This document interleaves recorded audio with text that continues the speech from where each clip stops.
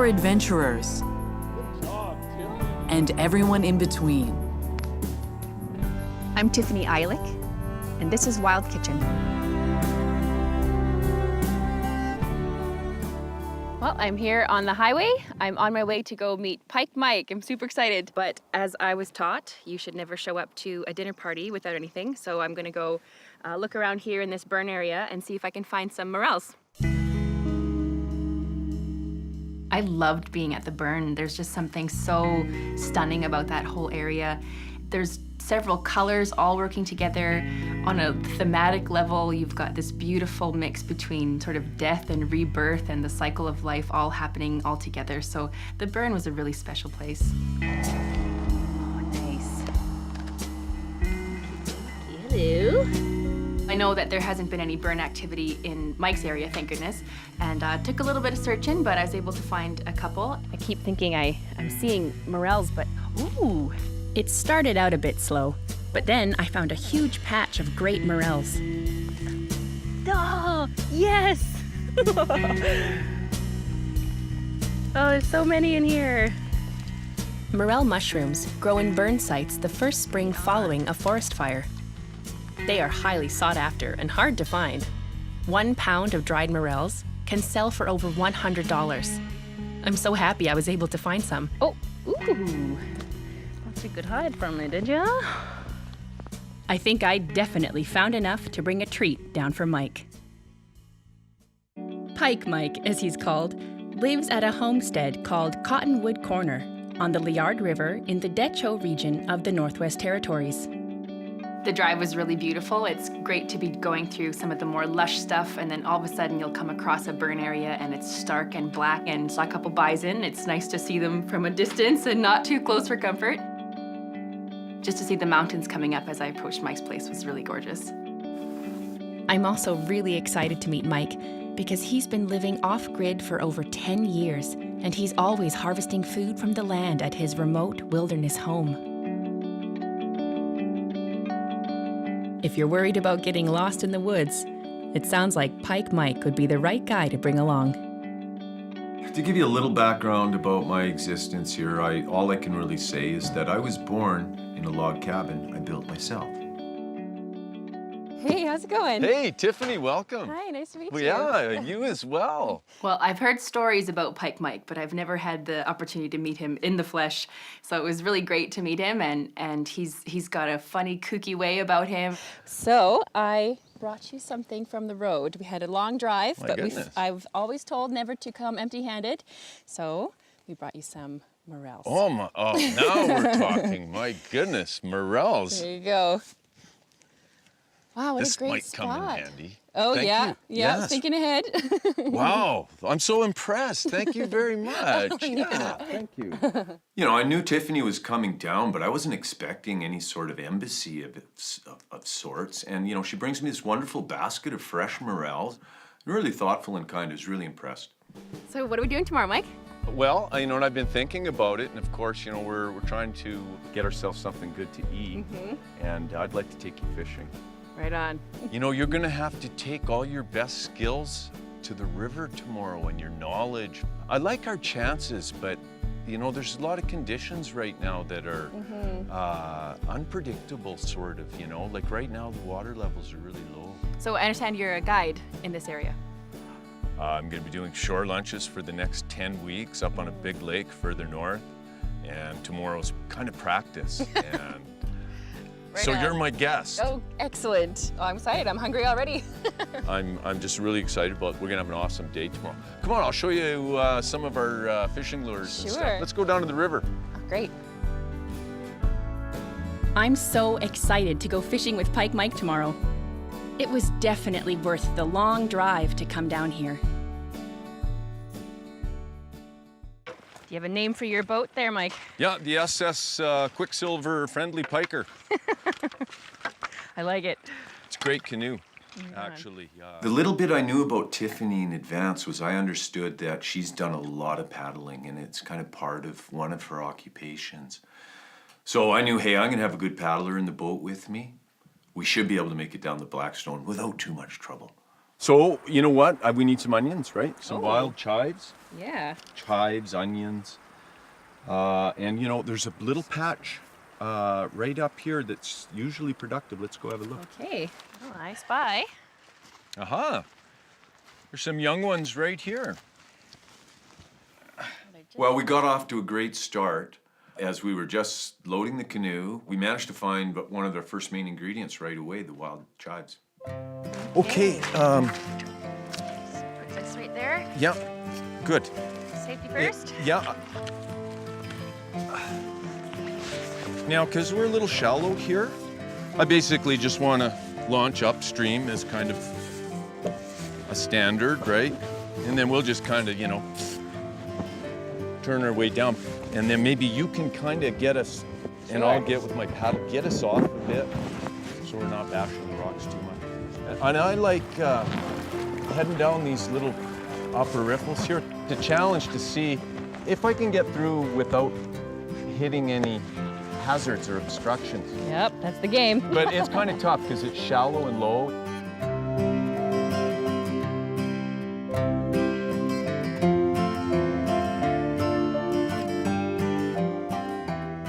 One thing that I learned from Mike was about different fish habitats. I don't have a lot of experience fishing pickerel, so we had these great fallen trees in the water, and you know, he was saying that that was a great shaded area where they would like to hang out under these sunken trees. Oh dear. Got it, fish. You got to get your jig, and when we get down, I'm going to set you up. Even with Mike's guidance, we just couldn't catch a fish. But our luck changed when Mike found another wild treat for us on the shore. So I found a bit of mint here, Tiffany. I can't believe our luck. Nice. You know, I said, oh yeah, and then boom, there it was, you know. Can I smell a bit? Every time we go out on the land, there's going to be some awesome discovery. You're looking forward to it. You almost envision it that it will happen, and ultimately it does. But there's a lot of small hardships and challenges to go through in wilderness living. There's going to be biting insects perhaps, and perhaps uncomfortable weather conditions.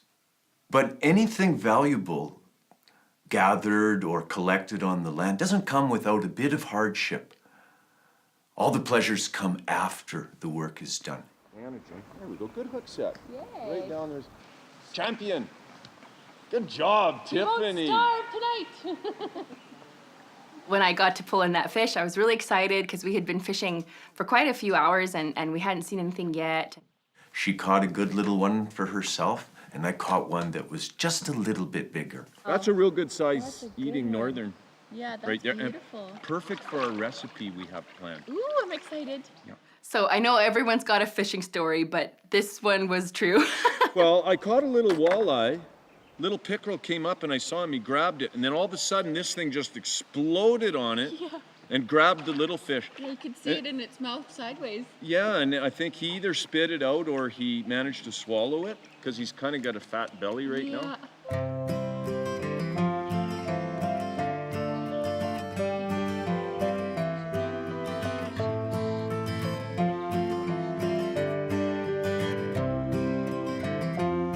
Right at the mouth of the Blackstone, we were paddling through, and just before the end of it, we saw several beavers kind of swimming through the water, and then we paddled through the mouth, and there we saw it opened up to this most picturesque, beautiful view of the mountain range.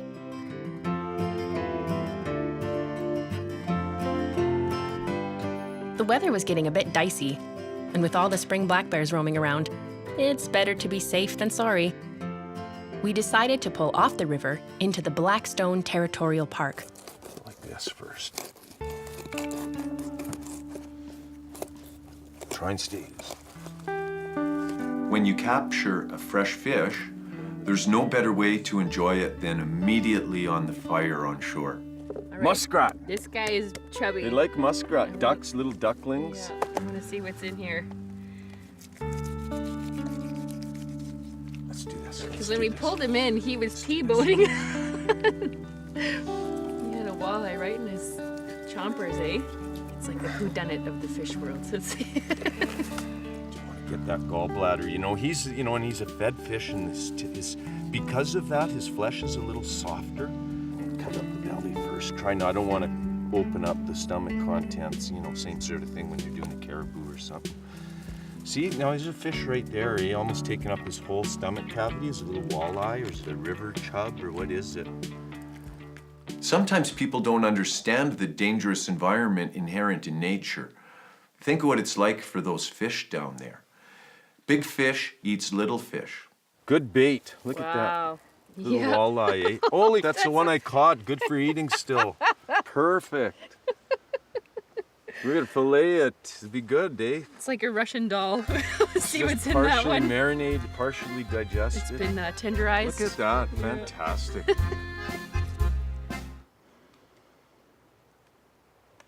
So while Mike is working on the fillet, I'm just cutting up these morels and we're getting ready to saute them.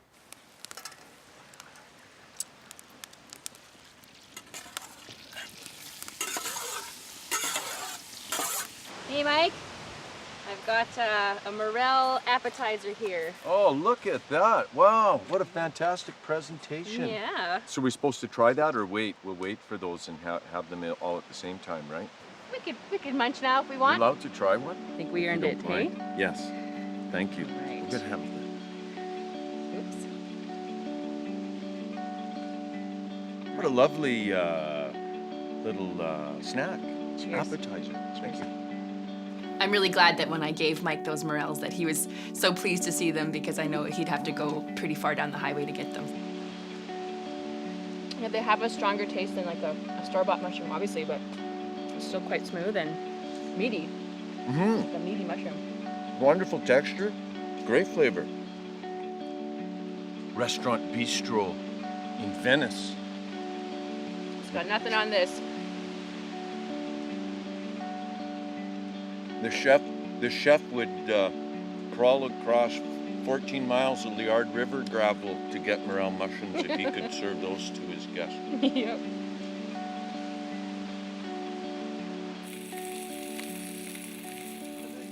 Mike? Wow, nicely browned, Tiffany. You know, I find myself very privileged to be able to be a fishing guide in the north. I love fishing and I get paid to do it. I meet a lot of really wonderful people. Put a little mint on the fish here. Yep. Ooh, muddle it up a bit. Smells like a mojito. Biting into that fish was pretty satisfying. It wasn't just the beautiful taste of the fish, it was that whole experience behind it as well. Enjoy it. Thanks for a great day. It was worth a long paddle. The fish fry was as good as any I've ever had. That is Hey, pretty delicious. much almost everything we have here is from the land, right? Something Just we about. managed to get ourselves. Just about.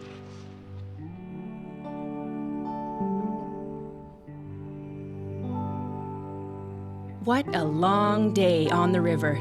So much fun, though. Let's see what tomorrow has in store. How's it going, Mike?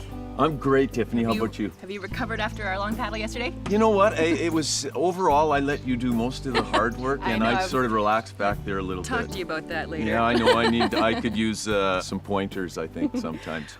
But what do we have going on here? Hey, tell you what, I mean, I'm a little bit sore and burn up lots of energy. We need something to eat. We need some lunch. Yeah. And today, you know, we've got my summer oven here. Well, I'll talk about this a little bit. But we're going to make in here for lunch, I'm hoping we'll get the right ingredients, spring green pizza. Ooh.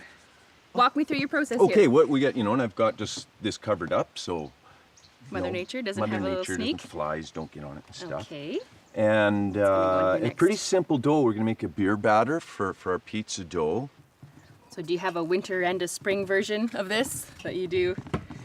Winter pizza is A all winter one of my pizza? favorite foods, but I use the oven inside the cabin in the winter. Uh-huh. Lots of people who live on, I guess, homesteads or on the land would have this historically. They would have an outdoor oven, like a bread oven. It's an old propane stove that I took all the parts out of, so it's just the oven box now, and it's sitting on top of a cast iron wood stove. So what else do we need to construct our pizza? This is a vegetarian pizza we're going to Okay. make. The main topping is we're going to use spring greens, you know, that we can find out in the on. woods here. I'm really excited to make this pizza with wild greens with Mike. So we're gonna go out and try and find some spruce tips, some lungwort, some fireweed shoots, and some dandelion sprouts.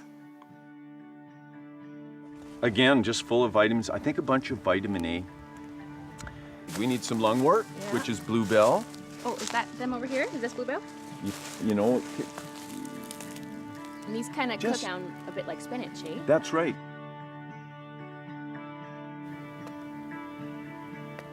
The youngest ones are the best.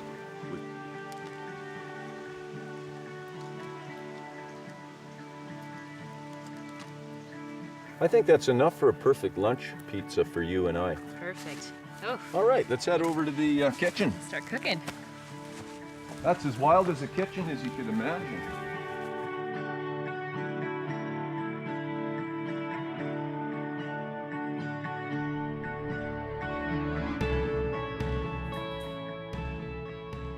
Now, here's our pizza rock. I had a pizza on here the other day, a bit of flour browning on it. Great. Let's see, 350 right now, and I just opened it right up. So we're gonna have, I think, really good heat. Let's bring it forward a little bit. But don't touch the rock. You don't. There we go. Yeah. There we go. Help you. I think that's good. Good That's placement. good, eh? Fantastic. Take that. Okay, so we can just reuse this as our cutting board. Hey, Mike? How's that sound? Good thinking. Okay. Repurposing something. Of course. That's my style. how we roll. You know, I really like this because I'm the executive chef here at Cottonwood Corner, and you're such a really good, valuable sous chef here because you've done this. I couldn't make a dough like that. So if you want to keep processing. Sure, why not? This spring green pizza recipe is a really wonderful dish and idea. We've made it a couple of times and we're ironing it out. They're turning out great. Today's dough is better than the last one. And we're starting to figure out the best temperatures in the oven. But we're gonna have this pizza down to a science before I open up the takeout on the highway. Oh, my goodness! interesting. What a this is like a chapati. This is Perfect. we're gonna rescue it. It's perfect. So we just Hang on, can bring the grab board, it? please. Here we go. Beautiful. Because I think, It's like a pita. my goodness, this is like a chapati would come up. Nice. Wow. Okay. So now, are we gonna let it? How are we gonna do? Is it? Oh, it's 'cause just- of it's course already going down. and it will because it's deflating in the cooler temperature. But we want this. So I Well, think- I've figured out how to make chapati. You're welcome. Thank you. Okay, so shall we just lay this on and put some cheese on top and let it finish doing its thing? I'm just watching right now. Oh, wow, yeah, that really puffed up nicely. Someone's gonna if somebody finds this, say they're gonna have to better patent this recipe, make a cookbook. A bit of this mozzarella. Roughage pie. Oh, that's pretty.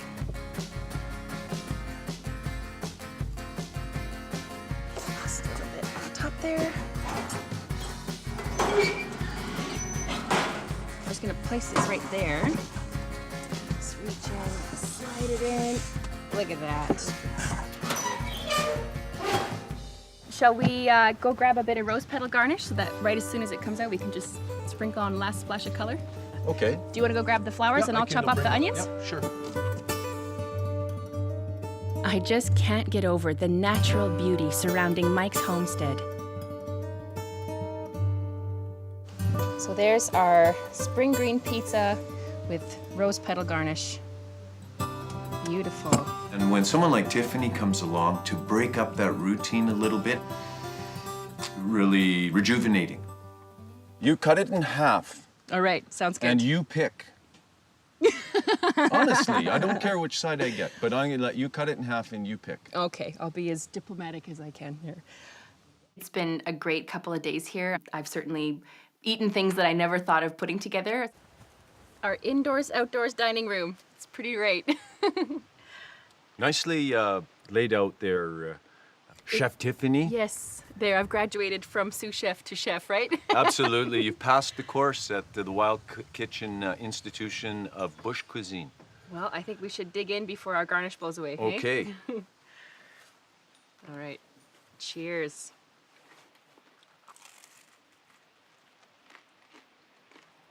That's a good crush. Today's fresh spring pizza was, well, how could I say it? Wildly delicious. The genuine taste of the wilderness in there. Full of flavor. Well, I think we should have a little taste of the city, just to remember Okay. where we also can go. Cheers. So we've got the beer in our crust and in our bellies. Well, thank you. That's a real treat. Thanks for bringing these wonderful little items like the beer to make the crust. The nice gift. Yeah, we did a lot in a couple days, hey? We sure did. What a great adventure, Tiffany. I want to thank you for it very much, and Thank I you, so Mike. appreciate your time here at Thanks for Cottonwood having Corner. me. It's been so fun. Really happy to be able to share my Wild Kitchen with Wild Kitchen. Just a great experience overall.